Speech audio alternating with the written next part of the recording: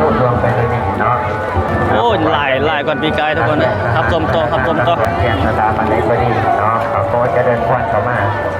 แจกตัวแจกฟรีอยากให้หาในการเป็นผู้การที่ร้านอาหารเพื่อจะร่วมควรจะทำกิจกรรมด้วยเพื่อรักษาอยู่บ้านเดียวกันเลยตามความสะดวกความเหมาะสมเนาะใจของใจเพื่อนเนาะการงานโยกคืออยากรู้ความรับผิดชอบเลยแต่ที่ประเด็นต่างๆไปเอาพัฒนาต้องวันประกาศลงเลยนะสถานการณ์ไปตามสถานเพื่อสูงกว่าสุดท้ายโอ้หลายเนาะยังอยู่นี่อันนี้เป็นคลิปที่2เด้อทุกคนต่อจากคลิปที่แล้วเนาะมวลชนหลั่งไหลมีทางภาครัฐเอกชนเนาะที่เพิ่นเข้ามา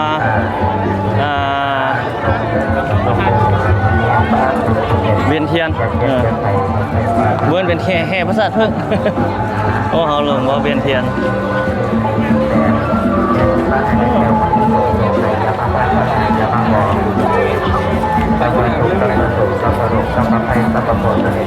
ต่อทุกคนได้ต่อจากคลิปที่แล้ว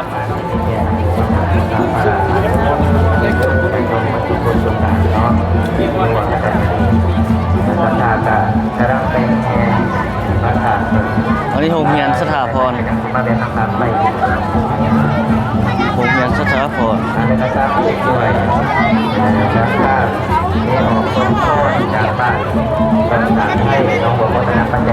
โรงเรียนห้างห้านบริษัทภาครัฐเอกชนมันอย่างต่างๆเนาะที่ประจัดกระบวนเข้ามาภาษาเพิ่งเพื่อกราบไหว้องค์พระธาตุหลวงปีหนึ่งมีเท่าเดียวปีละครั้งนี่สุดแรกออกมาแล้วนะสุดทบีดนี้เข้าไปออกมาแล้วแบบนี้ทางในมันกลมเรียนมันน้อยมันแคบมันเลยได้แบบบทเต็มนั่นมันเลยแห่อยู่ทางนอกก็ได้นี่ออกมาแล้วที่เข้าไปเมื่อกี้เนาะสายบนยาวที่เราขึ้นไปเมื่อไรมาเมื่อไรไปยาวมาหยาบพวกเรา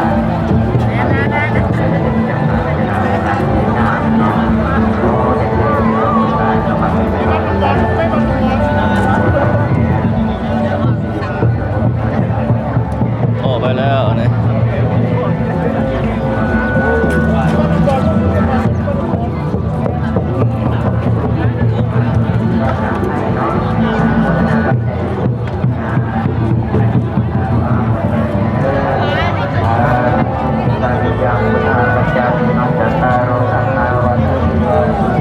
นี่เป็นบริษัทอนุสิทธิ์โมเมนต์แม่น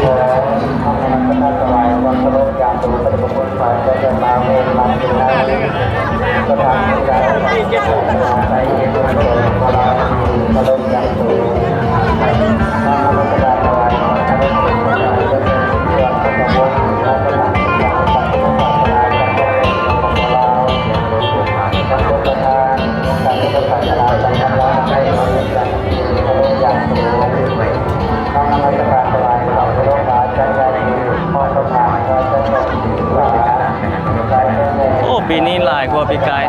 ปีนี้คึกคืนกว่าปีกายกว่าปีผ่านมาหลายสาวนักเรียนสาว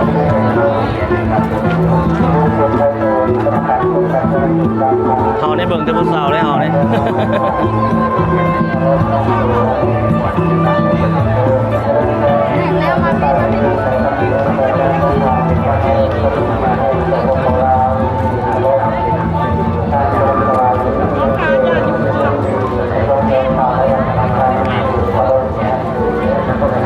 เดินกัน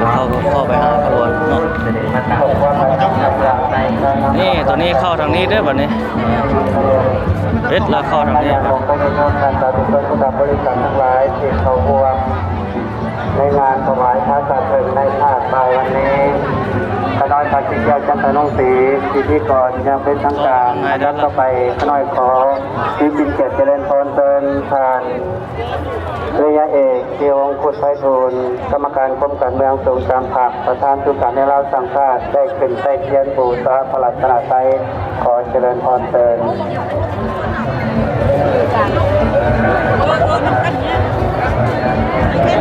โอ้ประตูน้อยเข้าได้บ่นี่นะ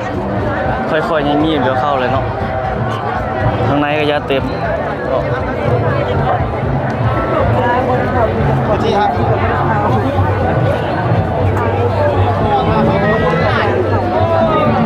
บอทางเดียวนี่ครับเพิ่นออกมาซื่อธรรมดามันบ่เป็นทางออกตัวนี้คุณลุงสัมผัสยาตรงประเทศเป็นผู้ประสานแห่ง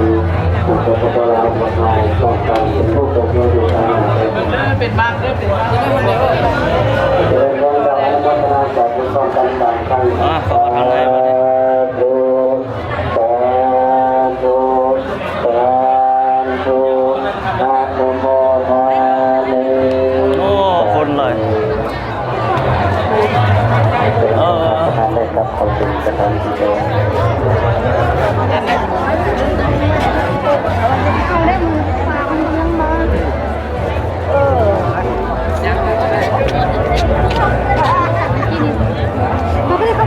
โอ้ยังเข้ามาเต็ม อาจารย์ประธานได้ใส่เทียนบูชาพระรัตนตรัยสำเร็จสุดยอดแล้วก็ได้เป็นการไหว้พระกรรมฐานศีลห้าขอจะได้เป็นเจ้าของท่านอาจารย์สมันจันทวงศ์กรรมการในรัฐสังกัดนครหลวงหัวหน้าคณะศาสนาได้นำพาไหว้พระรัตนตรัยพระรัตนศีลห้าตามลำดับของเสด็จโปรดตอนนั้นได้คุณพระศรีรัตนตรัยคุณพระศรีพุทธศาสนาทำนำนมัสการพระเดชพระคุณยาทานใหญ่มหาเวทมกุฎในประธานศูนย์กลางองค์การพุทธศาสนาสัมพันธ์ในสปปลาวในนามจากประธานพิธีที่เคารพนับถืออย่างสูงน้อมนมัสการพระมหาเถระลูกเถระที่เคารพนับถืออย่างสูงเคารพนับถือมายังทานสุนันทางลัดการนำทางลัดพุทธศาสนิกชนทั้งหลาย ตั้งขบวนไปต่อ เวลาพร้อมเพรียงทุกประการแล้วขออนุญาตบางสู่พิธีทางศาสนาของคนทุกทานถามน้องไว้เป็นลักษณะใส่พร้อมๆกัน ได้ข้างในก็มาเลี้ยงยังมาเวียนอยู่ข้างในอีกเนาะ จักรวาลเนตุอัตตลาตันตุเทวสังฆาตาสัตตมังมณีนาสัตตาตุนันตุสังฆโมฆาทังสัพเพกัมเมจันตุเตติฆาลสัพเพจันตเลเทวิมัลเลปิเตละเสจักขัมเมตลุวันนาคาหันเลเกหังวัตตุเมเกเตภูมาจยันตุเท เดี๋ยวจู วา น้องๆนี่กำลังจะอ้อมไปนะ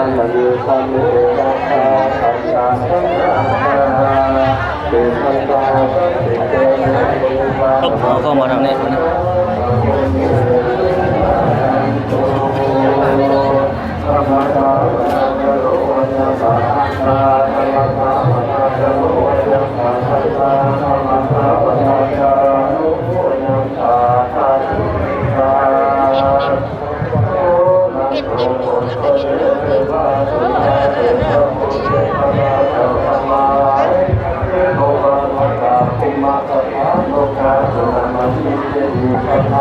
นี่เข้ามาอีกแล้วเนาะเข้ามาทางนี้เข้ามาทางนี้อ้อมวนอีก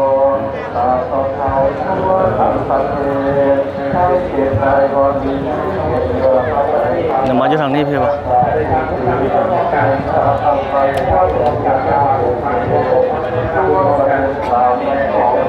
แขกการนำเพิ่นเกี้ยวออกไปหมดแล้วเนาะนี่รอบทั่วไปแล้วสามารถกดบุหรี่แล้ว กดบุหรี่เฮงแล้วก็เข้ามาได้แบบนี้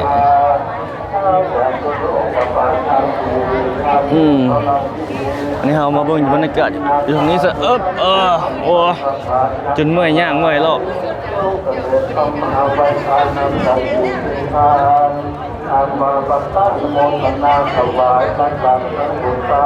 ด้านในก็มาเรียนนะนี่ ในกลาปันนิโมโตโยสุโขเวโกอาเถินตะปตะโนสุเมนาสังกาเมนาสังเวนาลักขิโกสัจจามา โอ้ฝนตกทุกคนนะฝนยิ้มยิ้มยิ้มยิ้มยิ้มยิ้มยิ้มยิ้ม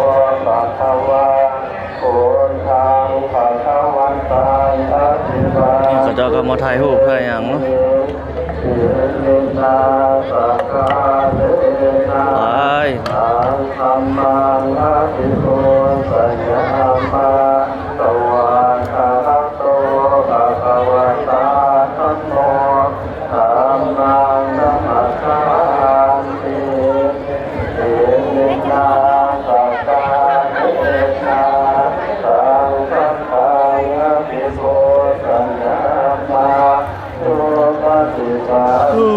นั่งอยู่นี่แหละ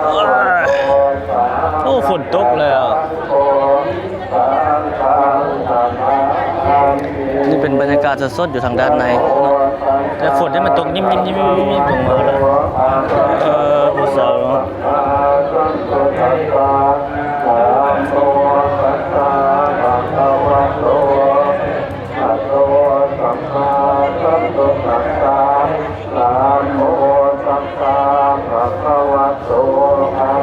ฝนตกทุกคนเลยตอนนี้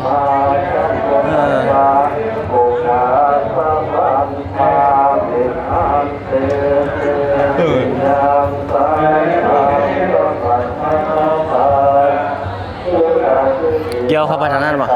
เอียโอบบ่ทางไหนซะผ่านยางรอยางส้มเข้ามา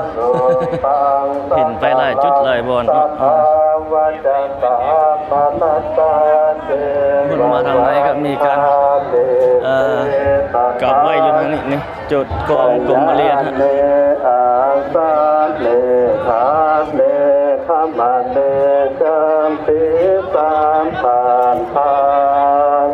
อุกา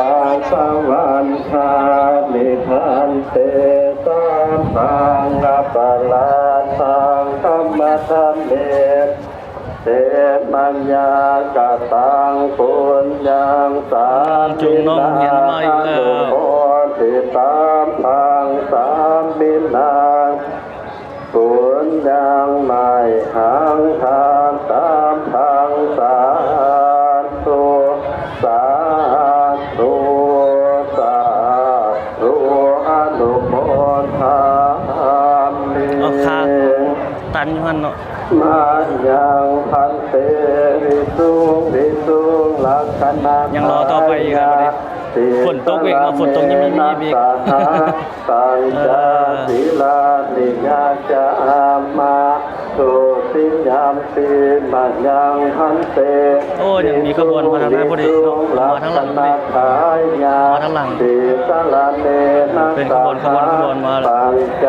ศีลานิยาจา ยังมาพอ ตาติยามปีมายังพันเตวิสุวิสุลักขณะขายาติสาลาเนนัสสหาปัญจศีลานิยาจามา โอ้พระเจ้าถ่ายรูปเนาะ กัสสะโภะตุวะระตุธัมมาสัมพุทธัสสะนะโมตัสสะโภะตุวะระตุธัมมาสัมพุทธัสสะนะโมตัสสะโภะตุวะระตุธัมมาสัมพุทธัสสะนะโมตัสสะภะคะวะโตอะระหะโตสัมมาสัมพุทธัสสะนะโมตัสสะภะคะวะโตอะระหะโตสัมมาสัมพุทธัสสะนะโมตัสสะภะคะวะโตอะระหะโตสัมมาสัมพุทธัสสะพุทธังกระดังคัสสามิพุท ธังสรณังคัสสามิธัมมังสรณังคัสสามิธัมมังสรณังคัสสามิสังฆังสรณังคัสสามิสังฆังสรณังคัสสามิทุติยัมปิพุทธังสรณังคัสสามิทุติยัมปิพุทธังสรณังคัสสามิทุติยัมปิธัมมังสรณังคัสสามิทุติยัมปิธัมมังสรณังคัสสามิทุติยัมปิสังฆังสรณังคัสสามิทุติยัมปิสังฆังสรณังคัสสามิอาติยัมปิพุทธังสรณังคัสสามิอาติยัมปิพุทธังสรณังคัสสามิอาติยัมปิธัมมังสรณังคัสสามิอาติยัมปิธัมมังสรณังคัสสามิอาติยัมปิสังฆังสรณังคัสสามิ เอาสดๆเลย อาติยัมปิสังฆังสรณังคัสสามิสรณาคัมมานังนิสิตาสานทุอมะพันเตอานาติปาตาเวรมณีสิกขาปะทังสมาธิยามิมานาทิปาตาเวรมณีสิกขาปะทังสมาธิยามิอะทินนาทานาเวรมณีสิกขาปะทังสมาธิยามิอะทินนาทานาเวรมณีสิกขาปะทังสมาธิยามิอาเมสุมิกาจาราเวรมณีสิกขาปะทังสมาธิยามิกาเมสุมิตาจาราเวรมณีสิกขาปะทังสมาธิยามิมุสาวาทาเวรมณีสิกขาปะทังสมาธิยามิมุสาวาทาเวรมณีสิกขาปะทังสมาธิยามิสุรามิรยะมัสสะปมาดฐานาเวรมณีสิกขาปะทัง เจ้าโจทย์เทียนบูชา ยามิสุราเมตยะมัสสะปมาดฐานา มีตู้บริจาคแนะนำเลย เวรมณีสิกขาปะทังสมาธิยามิมานิปัญจ ยังมีมาอยู่เนาะ ปัฏฐานิสีเลนะสุขติ ยังหลายภาคส่วนเนาะที่เพิ่นเกี่ยวเข้ามา โอ้ทางนั้นคาเดียวอยู่อันยังบ่ไหวเพิ่นน่าจะมีการเริ่มขบวนแห่เป็นอย่างประมาณนี้อีกโอ้รอท่า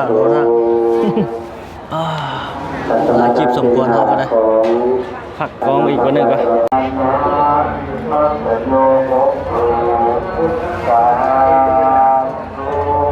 นี่ยังมีขบวนหนึงอีกมานี่เนาะเป็นสุดเนาะเพิ่นปล่อยเข้ามาเป็นสุด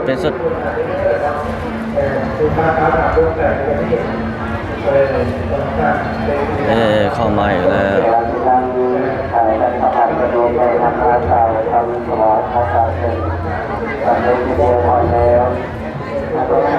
ปล่อยเข้ามาเป็นสุด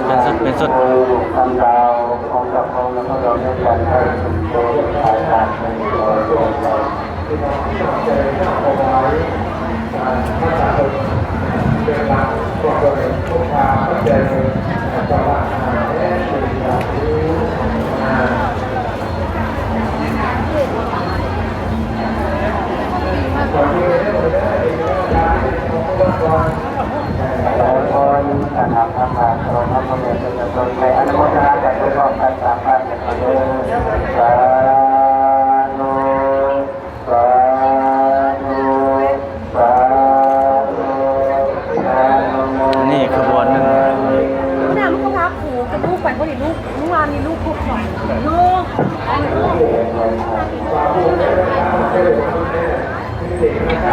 เข้ามาอีกแล้ว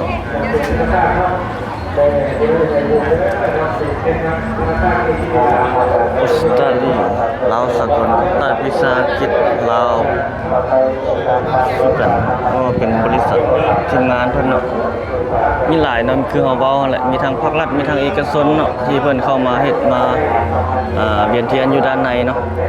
มีทั้งภาครัฐและก็เอกชนบริษัทห้างต่างๆเนาะได้ลงทะเบียนเสนอต่อ ขณะอายุสอบงานเพิ่นเลยก็สามารถเอาเข้ามาแห่มาอย่างได้มันอย่างประมาณนี้นะ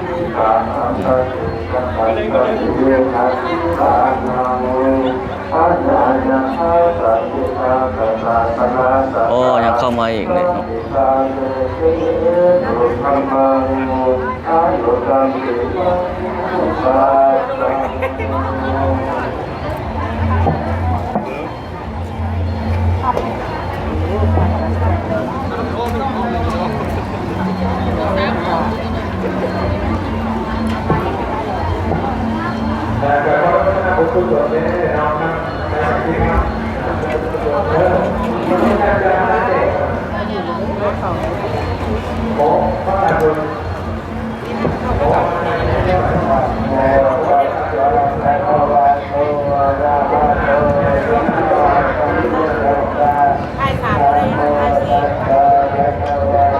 โอ้ยังมีหลายเนาะยังมีหลายที่เข้ามาจัดเข้ามาเป็นสุดบางคนเพิ่นก็เข้ามาทางในแล้วก็มาถ่ายรูปถ่ายหยังเนาะเก็บเป็นที่ระลึกแล้วก็จึงออกไปมันอย่างประมาณนี้ฮะ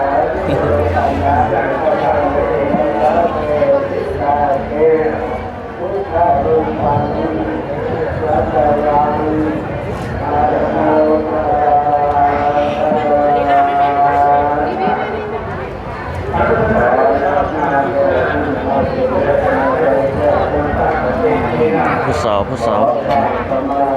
ทึบไปแล้ว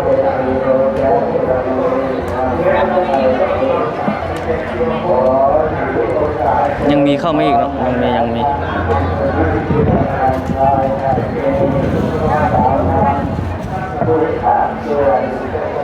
มาเข้ามาเป็นสุดคือเข้ามาตอนนี้โอ้บักหลายๆเนาะเพื่อจะจัดให้เป็นสุดเข้ามา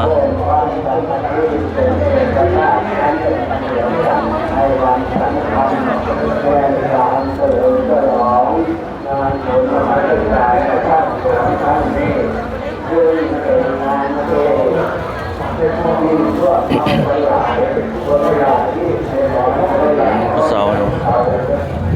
เข้ามา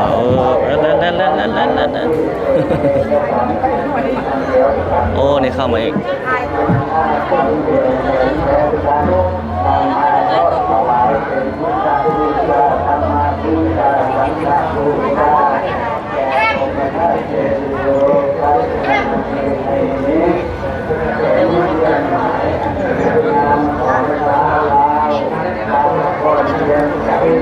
ทางนี้ก็ถ่ายรูปถ่ายห้อยอันนี้เนาะ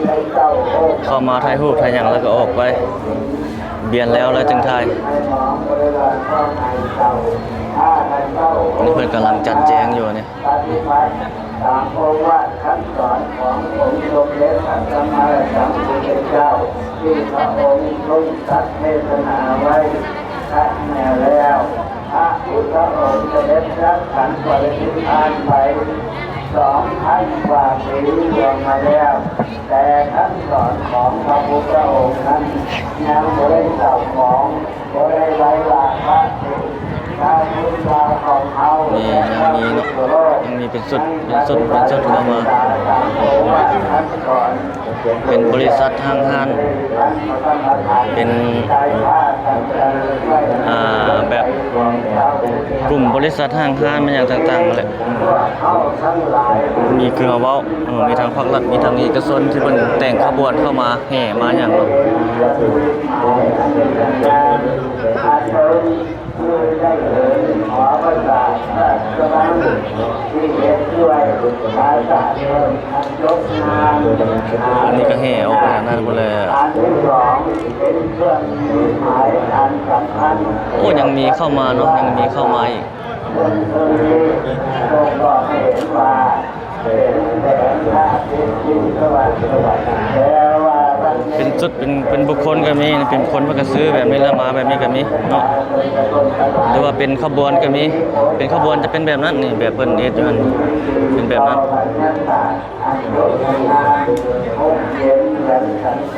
นี่มาแล้วอีกขบวนนึงเนาะอันนี้เป็นบริษัทอะไรอย่างเนาะลุงพูอันนี้เนาะนี่มานี่ขบวนนึง ได้ให้เข้าใจความจริงของธรรมชาตินี้มาแต่รู้จักมัน นี่ แล้ว ขบวนหนึ่งของบริษัทนี่บริษัทมันอย่างน้อย และวันนี้เป็นวันที่มันรู้มาจากเรื่องราชาวันนี้ของพระพุทธเจ้าซึ่งมีมหาสัจจะโดยเจ้ามาปฏิบัติโดยที่อาญาจันทบุรีรักรอบด้วยพระราชบริพารและพระราชนชาวลาวทุกคนได้พากันมาทุกสองก่อสร้างถวายให้เป็นพระจักรพรรดิบรรจุสารีพระธาตุบารมีทั้งหลายที่ท่านคือข้าหาบารมีมีราบารมี บรรยากาศสดๆอยู่ด้านในกรมเรียนของพระราชหลวงเนาะสุดๆเลยแหละนี่นะ แล้วกันนี้ถ้าแต่ละลูกทั้งสามลูกนี้ได้ผ่านทุกการทั้งขั้นตอนไว้ในบารมีทั้งสามการช่วยแทนข้าม จัดให้เป็นสุดเข้ามาภาครัฐเพิ่นเฮ็ดไปแล้วเป็นสุดทำอิฐเนาะแล้วต่อมาก็จะเป็นภาคส่วนบริษัทห้างๆไม่อย่างต่างๆนะบุคคลที่เพิ่นเข้ามา ทองคำของเงินที่นาปริสถานว่าอยู่ที่หอโบเป็นพระราชสารทองที่เป็นในหมายของนั้นใจใจการศึกษาเป็นคนทั้งหลาย โอ้ยังมีขบวนหนึงมาอีกว่าได้ยินเสียงเพลง บริษัทที่ไทยมองบริษัทก็ไทยเก่า อยู่ข้างนอกมันได้บ่ มีวันชอบใจที่ตลอดเวลาพวกเขาชาวพุทธลาวทุกคนเลยพวกเขาทั้งหลายมาวันนี้พวกเขาบริษัท มันเฮาออกไปข้างนอก บริษัทก็เก่า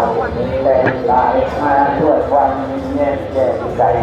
มาด้วยความจริงใจต่อข้าราชการใจแก้ทั้งสามประการเป็นที่เคารพทัศนศึกษา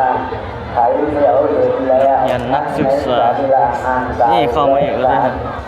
เดินนั่งนอนหอมได้ก็เป็นคนทั้งหลายทั้งนั้นใจ นี่ลงมาอีกแล้วมาเป็นสุดเนาะ ปฏิบัติทุกอย่างทุกอริยบทในวันนี้เป็นไปด้วยนักใจใจบริบูรณ์พร้อมใจเหมือนกับสวนดอกไม้ทุกขาได้ดูต้นเลยโดย มาอีกแล้วมาอีกแล้ว และดอกดาวเรื่องงานทำเป็นงานแล้วก็เราทั้งหมดมีการที่นักลาสวนดอกเราดอกตะเกียงจันทร์ทั้งที่การนักขลาหลายสิ่งหลายประการ มาอีกแล้ว ถวายเป็นเกียรติสัก นี่มาอีกขบวน แต่ผมอยู่ในพระธรรมาใจเป็นเจ้าในวันนี้จึงขอกราบขมา บรรยากาศการแห่ประสาทเพิ่งนี่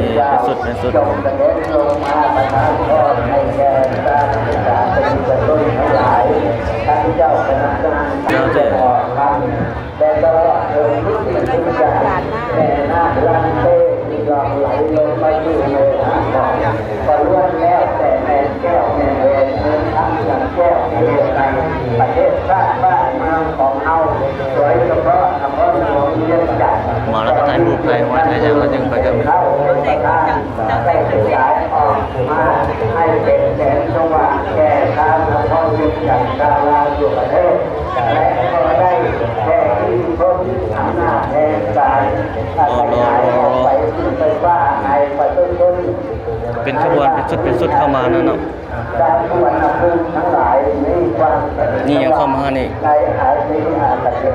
นี่แหละจึงเป็นบุญญาบารมีที่ทุกคนมีอำนาจของพระศรีรัตนตรัยแก้วทั้งสังกัดการที่เป็นไปเสด็จมาปฏิทินทางอยู่ในสถาน นี่ก็เจ้าไทยผม ก็เพื่อได้บอกให้แก่พระมหาคัตตวาระมหาคัตตวาระ โดยรวม นี่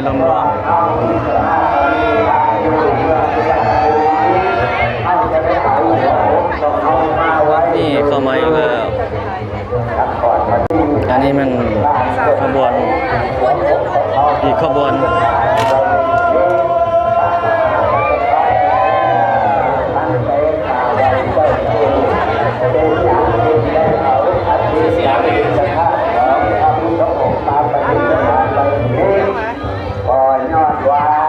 แต่ถ้าบาดก่อนลุกเอาได้เกิดมาเป็น คนชายเป็นตามาเลี้ยงวัวเลี้ยงควายอยู่ในสถานนี้ ลงมาเป็นสุดเลยเนาะ คุณจึงได้นำให้เอาอาทิตย์ประจุของพระพุทธองค์มาไว้ที่เด้อและต่อจากนั้นก็เอาจะได้เกียรติห้อยไว้อยู่ที่ศาลแม่น้ำหนองหาน ถ่ายรูปอันนี้ ที่เขาเรียกว่า อนุสิทธิ์ที่เป็นบริษัทอนุสิทธิ์ขนส่งบริษัทขนส่ง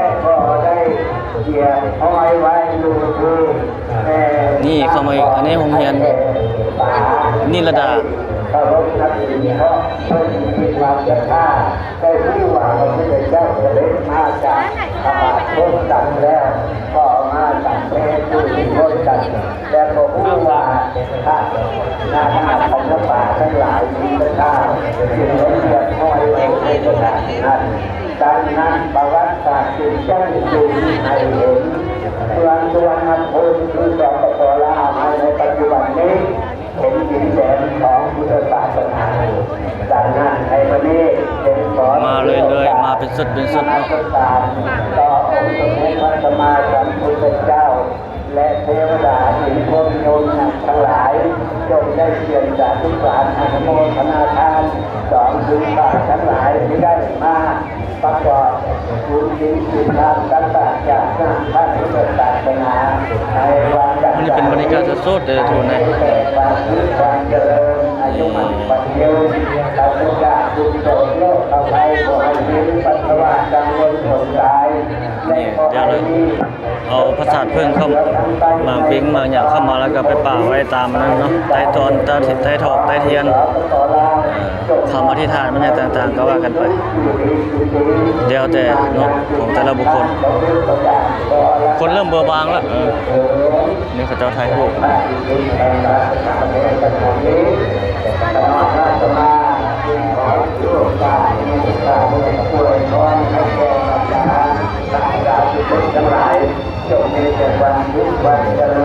โอ้เข้ามาอีกแล้วนี่เป็นสุดโอ้ตัวนี้ไงเพิ่นใส่สุดแบบนี้เนาะ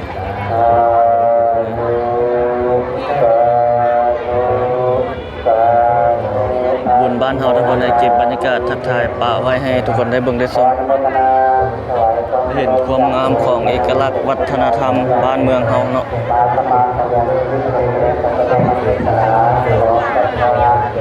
โอ้นี่ประเทศเป็นแบบนี้นะใส่คันโฮมลาวเงินใส่แบบนี้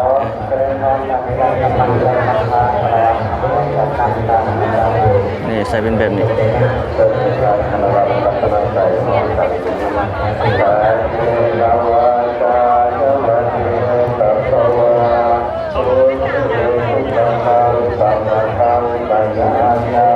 เพิ่นทยอยปล่อยเข้ามาตอนนี้ประมาณ3 โมงแล้วเนาะ3 โมงแรงแล้ว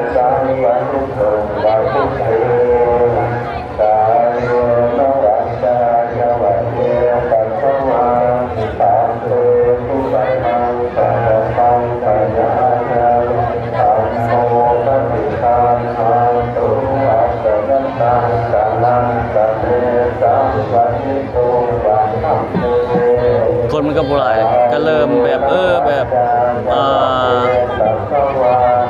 เบาบางลงแล้วคือเมื่อกี้โอ้หลายเลยเมื่อกี้แต่ว่าจุดนี้เพิ่นก็ปล่อยเป็นสุดเข้ามาคือกันเนาะบางคนเพิ่นก็ทยอยเข้ามานะนี่เข้ามาเป็นสุดน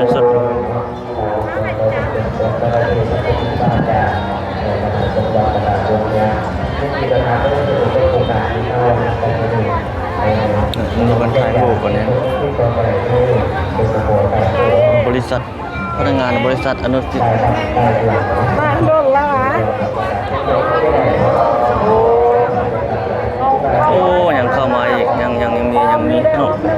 เราใคร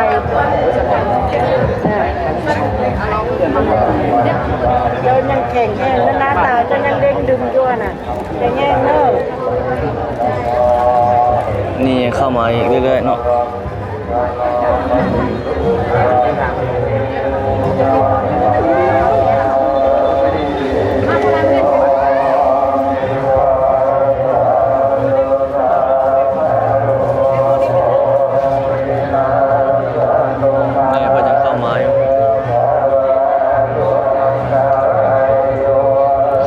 เวียนไปแล้วก็ไปถ้วยอยู่ข้างหลังพุ่น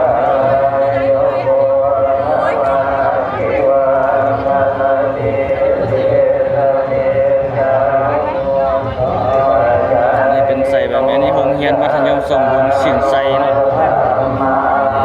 ไปแล้วโอ้ยตกซ้ำ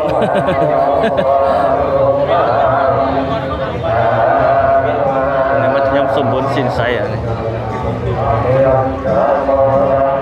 นี่ยังมีเข้ามาอยู่นะยังมีเป็นสุดเข้ามา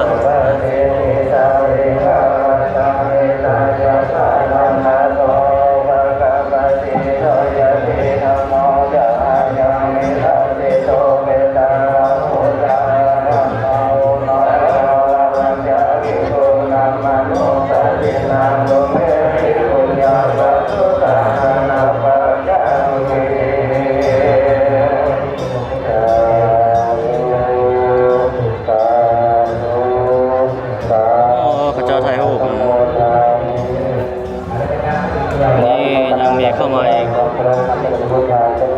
เพิ่นปล่อยเข้ามาเป็นสุดเข้ามา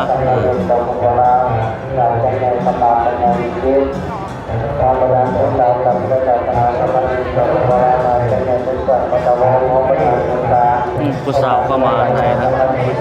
เตรียมเอาไปวางแล้วเนี่ยไอ้จั่วครูบาเพิ่นก็มาเก็บออกบอลที่บูชาแล้วล่ะเนาะ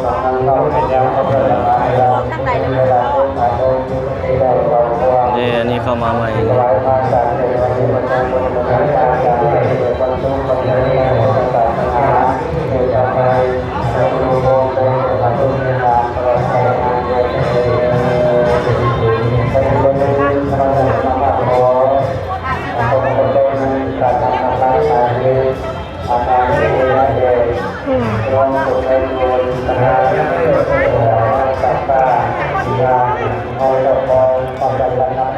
นี่ยังมีอยู่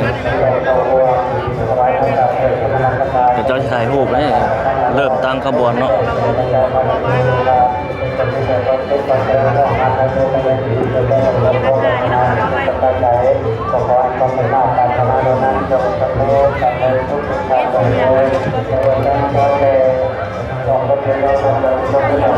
เนี่ยทางกันได้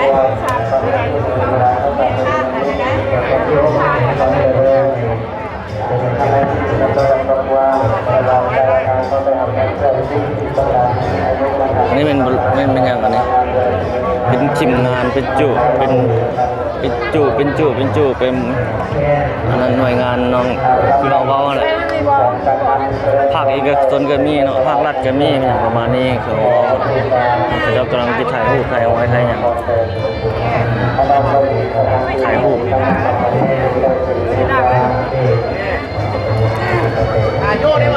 นี่กำลังจะเคลื่อนเข้ามานี่เนาะถ่ายรูปแล้วจึงเคลื่อนไปต่อนะสอบไปมีแต่พวกงามเนาะ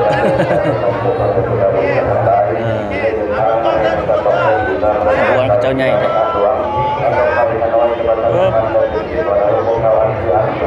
เข้ามาแล้วก็ถ่ายเป็นที่ระลึกไว้กับประตูพระหลวง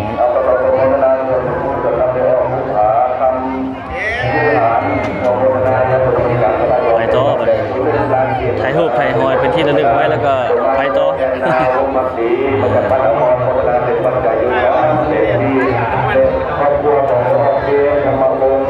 มาจากการสารโลกโมโหนาเป็นปัจจัยโยซึ่งร้อยบาทอาที่ปฏิเสธโลกโมโหนาต่อมาจากองค์เงียนทั้งหาพรโมโหนาการเป็นปัจจัยสร้างรวมเป็นปัจจัยโยธาเศรษฐีสัทธาเมฆปานิวรโมโหนาเป็นปัจจัยเป็นเงินเนาะปัจจิวรโมโหนาเป็นเศรษฐีโคตุโยโมโหนาเป็นปัจจัยเศรษฐีเมฆเมฆน้ำฝนไก่ซ้อนทุกวันพอเพลินพอพวงโมโหนาเป็นปัจจัยเศรษฐีโมโหสิงดำรวมเลยกันรวมมาจากบ้านพวกความร้องโมโหนาเป็นปัจจัยสองเศรษฐีโมโหที่มาสอนธรรมโมกวัตมาจากบ้านโมคำมุสลิมและก็เห็นกันโมโหนาเป็นปัจจัยสามเศรษฐีเมฆทุกเมษาโมโหนาเป็นปัจจัยสามเศรษฐีโมโหสักโมโหไปเพราะว่าโมโหสว่างไม่ออกสองปัจจัยมาจากภาษาอินทรีย์โมโหนาเป็นปัจจัยอย่าลืมล้างที่ภาษาโมโหนาสมัยจะมีครอบครัวของโมโหบางคนเวียน แล้วเราก็ออกไปวันนี้อยู่ก็อยู่นี่ถือตัวนั้นนี่เปลี่ยนแล้วเพิ่นก็ออกไป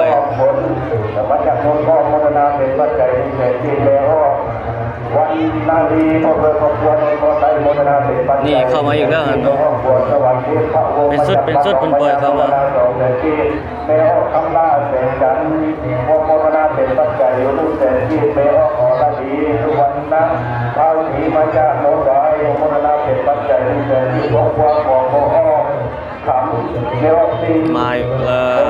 เป็นสุดเข้ามา ถ้าที่ปันกี้แม่ออกอุตตวันพอละดีมาจากพระนามโมโนไม่ได้ยินก็เลยจากโมโนนาเป็นปัจจัยรูปเสกที่แม่ออกกีแก้วโมโนนาเป็นปัจจัยรูปเสกที่บอกโอ้ทางดูเล่โอ้ใครเล่โอ้โมนาเป็นปัจจัยโดยเป็นแก่ที่ทางโลกาเล่เป็นสุดเข้ามาถ่ายรูปให้ห้อยบางคนบางท่านก็ได้แล้วล่ะ โคมาจันมาจากบ้าน